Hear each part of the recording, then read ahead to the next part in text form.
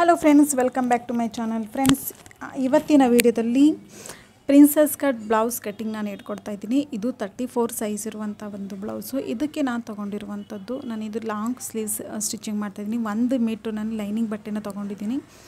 First double ಫೋಲ್ಡಿಂಗಲ್ಲಿ ಈ ಥರ ಬಟ್ಟೆನ ಇಟ್ಟು ಫೋಲ್ಡಿಂಗ್ ಮಾಡ್ಕೊತಾ ಇದ್ದೀನಿ. ನನ್ನ ಕಡೆ ಸೈಡು ಫೋಲ್ಡ್ ಇದೆ, ಆ ಕಡೆ ಸೈಡು ಓಪನ್ ಇದೆ. ಈ ಥರ ನಾನು ಇಲ್ಲಿ ಬಟ್ಟೆ ತೊಗೊಂಡು ಫಸ್ಟು ಕೆಳಗಡೆ ಸೈಡು ಒಂದು ಲೈನ ಡ್ರಾ ಮಾಡ್ಕೋತಾ ಇದ್ದೀನಿ. ಯಾಕೆ ಅಂತ ಅಂದರೆ ಬಟ್ಟೆ ಏನಾದರೂ ಪೀಸು ಉದ್ದ ತುಂಡ ಇದ್ದರೆ ಅದು ನೀಟಾಗಿ ನಾವು ಒಂದು ನೇರವಾಗಿ ಕಟ್ಟಿಂಗ್ ಮಾಡ್ಕೋಬೇಕು. ಅದಕ್ಕೋಸ್ಕರ ನೋಡಿ, ಸ್ಕ್ರೀನ್ ಮೇಲೆ ಕಾಣಿಸ್ತಿದೆಯಲ್ಲ, ಈ ಥರ ಕಟ್ಟಿಂಗ್ ಮಾಡ್ಕೋತಾ ಇದ್ದೀನಿ. ನಂತರ ನಾನಿಲ್ಲಿ blouse length, back part length, ಈ ಒಂದು ಬ್ಲೌಸ್ ಒಂದು ಅಳತೆ ಉಂಟಲ್ಲ, ಅದು ಡಿಸ್ಕ್ರಿಪ್ಷನ್ ಬಾಕ್ಸಲ್ಲಿ ನಾನು ಹಾಕಿರ್ತೀನಿ, ನೀವು ಹೋಗಿ ನೋಡ್ಬೋದು.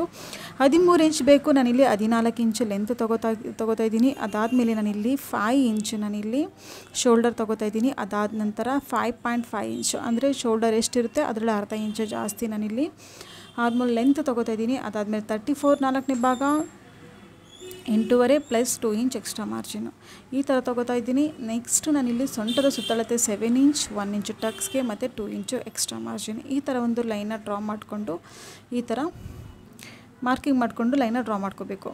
ಅದಾದ ನಂತರ ಇಲ್ಲಿಂದ ಇಲ್ಲಿಗೆ 1 ಇಂಚ್ ತೊಗೊಂಡು ಈ ಥರ ಒಂದು ಆರ್ಮೋಲ್ನಲ್ಲಿ ಶೇಪ್ ಕೊಡ್ತಾಯಿದ್ದೀನಿ. ಇಷ್ಟು ಮಾಡ್ಕೊಳ್ಳಿ. ಇದಾದಮೇಲೆ ಏನು ಮಾಡಬೇಕು, ಬ್ಯಾಕು ನೀವು ಡಿಸೈನ್ ಮಾಡ್ತಾಯಿದ್ದೀರಾ ಅಂದರೆ ನೀವು ಡಿಸೈನ್ ತೊಗೋಬೋದು. ನೋಡಿ, ಇಲ್ಲಿಂದ ಇಲ್ಲಿಗೆ 4 ಇಂಚು ಮತ್ತು ಇಲ್ಲಿಂದ ಇಲ್ಲಿಗೆ 4 ಇಂಚು, ಈ ಥರ ಒಂದು ಲೈನ ಡ್ರಾ ಮಾಡಿಕೊಂಡು ಬ್ಯಾಕ್ ಟಕ್ಸ್ ಹೀಗೆ ಈ ಥರ ಲೈನ ಡ್ರಾ ಮಾಡ್ಕೋಬೇಕು ಮಾರ್ಕಿಂಗ್ ಮಾಡಿಕೊಂಡು. ಇಷ್ಟಾದಮೇಲೆ ನಾನಿಲ್ಲಿ ಇಲ್ಲಿಂದ ಕಾಲು ಇಂಚು ಬಿಟ್ಟು ರೆಡಿ ಶೋಲ್ಡರ್ ಪಟ್ಟಿ ನಾನಿಲ್ಲಿ 2 ಇಂಚ್ ತೊಗೊಂಡು ಎರಡು ಕಡೆ ಸೈಡು ಕಾಲು ಇಂಚ್ ಬಿಟ್ಟು ಮಾರ್ಕಿಂಗ್ ಮಾಡ್ಕೋತಾ ಇದ್ದೀನಿ. ಇಲ್ಲಿ ಟೋಟಲಿಗೆ 3.25 ಇಂಚಿದೆ. ಮತ್ತು ಕೆಳಗಡೆಯಿಂದ 1/4 ಇಂಚು ನನಗೆ ಒಲೆದು ಬಿಟ್ಬಿಟ್ಟು ಇಲ್ಲಿ 3 ಇಂಚು ಮಾತ್ರ ಬೆಲ್ಟ್ ಬರುತ್ತೆ, ಬ್ಯಾಕ್ ಸೈಡು ಪಟ್ಟಿ ಬರುತ್ತೆ. ಮತ್ತು ಈಗ ಲೈನ್ ಡ್ರಾ ಮಾಡ್ಕೊಂಡಲ್ಲ, ಅದು 3 ಇಂಚ್ ಇದೆ. ಈ ಥರ ಒಂದು ಲೈನ ಡ್ರಾ ಮಾಡ್ಕೊಳ್ಳಿ. ಕ್ರಾಸಾಗಿ ಬರುತ್ತೆ ಒಂದು ಸ್ವಲ್ಪ, ಡೋಂಟ್ ವರಿ. ಕೆಳಗಡೆ ಸೈಡು ಬ್ರಾಡ್ ಇದೆ, ಮೇಲ್ಗಡೆ ಸೈಡು ಕಡಿಮೆ ಇದೆ. ಸೊ ಈ ಥರ ಮಾಡ್ಕೊಂಡಾದ್ಮೇಲೆ ಈಗ ನೀವು ಕಟ್ಟಿಂಗ್ ಮಾಡ್ಕೋಬೋದು. ಹಾಗೆ ಫ್ರೆಂಡ್ಸ್, ಈ ಭಾಗದಲ್ಲಿ ನಾನೊಂದು ಟಿಪ್ಸ್ ಕೊಡಬೇಕು. ನಾನು ಫ್ರಂಟ್ ಪಾರ್ಟ್ ಕಟ್ಟಿಂಗ್ ಮಾಡ್ತೀನಲ್ಲ, ಆವಾಗ ನಾನು ನಿಮ್ಗೆ ಹೇಳ್ತೀನಿ. ಇದನ್ನು ಯಾವ ರೀತಿ ಇದೆಯೋ ಸೇಮ್ ಅದೇ ರೀತಿ ನೀವು ಔಟ್ಲೈನಲ್ಲಿ ಕಟ್ಟಿಂಗ್ ಮಾಡ್ಕೊಳ್ಳಿ.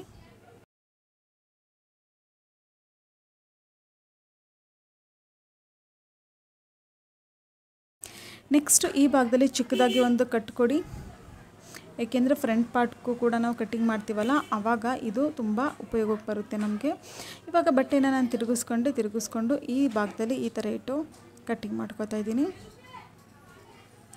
ಯಾಕೆ ಅಂತ ಅಂದರೆ ನಾನು ಆ ಕಡೆ ಸೈಡು ಇಡ್ಬೋದಿತ್ತು, ಬಟ್ ಆ ಕಡೆ ಸೈಡ್ ಇಡ್ತಿಲ್ಲ ನಾನು ಇದನ್ನು, ಏಕೆಂದರೆ ಇದು ಬ್ಯಾಕ್ ಓಪನ್ ಬ್ಲೌಸು. ಅದಕ್ಕೋಸ್ಕರ ನಾನಿಲ್ಲಿ ಫ್ರಂಟು ಕ್ಲೋಸ್ ಇದೆ.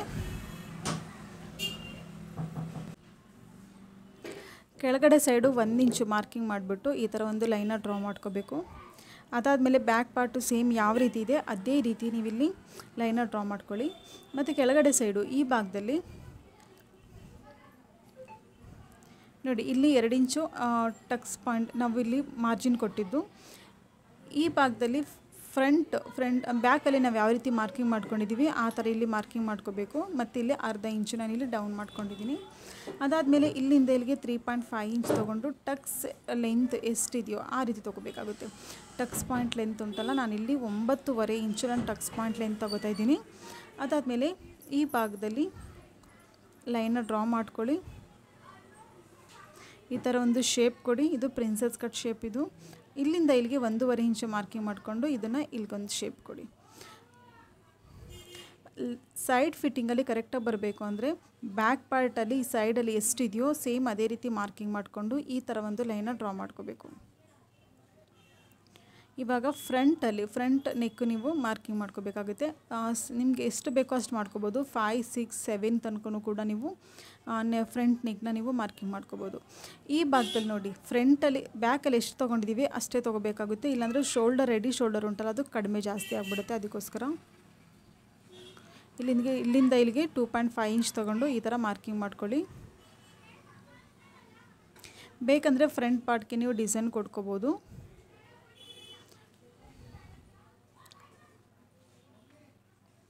ಈ ಭಾಗದಲ್ಲಿ ಪಟ್ಟಿ ಒಂದು ಸ್ವಲ್ಪ ಚಿಕ್ಕ ಬೇಕು ಅಂತ ಅಂದ್ಬಿಟ್ಟು ಫ್ರಂಟಲ್ಲಿ ನಾನಿಲ್ಲಿ 1 ಇಂಚು ಮೇಲ್ಗಡೆ ಸೈಡು ಡೌನ್ ಮಾಡ್ಕೊಂಡಿದ್ದೀನಿ. ಈ ಭಾಗ ಈ ಥರ ಕಟ್ಟಿಂಗ್ ಮಾಡ್ಕೊಳ್ಳಿ.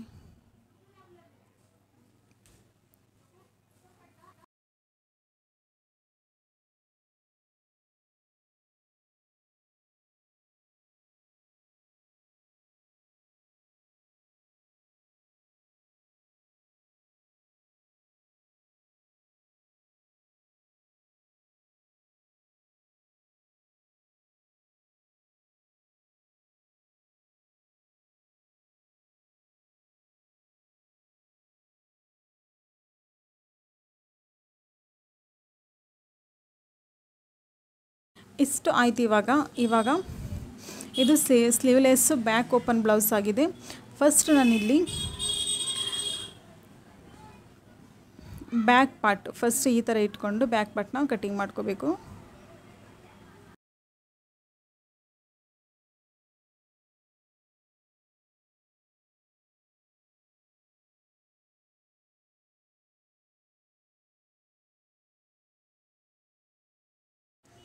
ಅದಾದಮೇಲೆ ಫ್ರಂಟ್ ಪಾರ್ಟ್ನ ಕಟ್ಟಿಂಗ್ ಮಾಡ್ಕೊಳ್ಳಿ. ಫ್ರಂಟ್ 2 ಪಾರ್ಟ್ ಈ ಥರ ಕಟ್ಟಿಂಗ್ ಮಾಡ್ಕೊಳ್ಳಿ.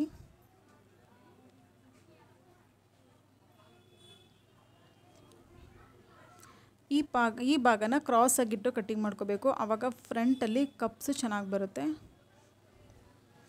4 ಕಡೆ ಕಾಲು ಇಂಚ್ ಮಾತ್ರ ಬಿಟ್ಟು ನೀವು ಕಟ್ಟಿಂಗ್ ಮಾಡ್ಕೋಬೋದು.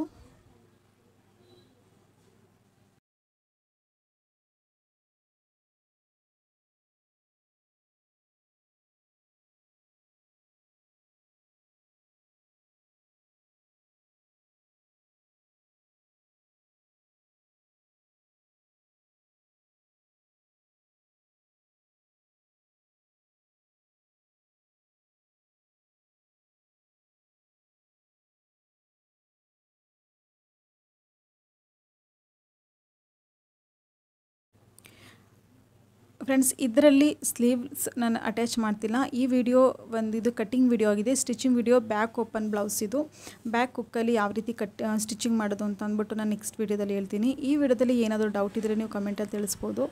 ಹಾಗೆ ವಿಡಿಯೋ ಇಷ್ಟ ಆಗಿದರೆ ವಿಡಿಯೋಗೆ ಲೈಕ್ ಮಾಡಿ. ಫಸ್ಟ್ ಟೈಮ್ ನನ್ನ ಚಾನಲ್ ವಿಸಿಟ್ ಆಗಿರೋರು ಸಬ್ಸ್ಕ್ರೈಬ್ ಮಾಡಿಕೊಂಡು ಪಕ್ಕದಲ್ಲಿರುವಂಥ ಬೆಲ್ ಐಕನ್ನು ಕೂಡ ಪ್ರೆಸ್ ಮಾಡೋದನ್ನು ಮರೆಯೋಕ್ಕೆ ಹೋಗಬೇಡಿ. Thank you.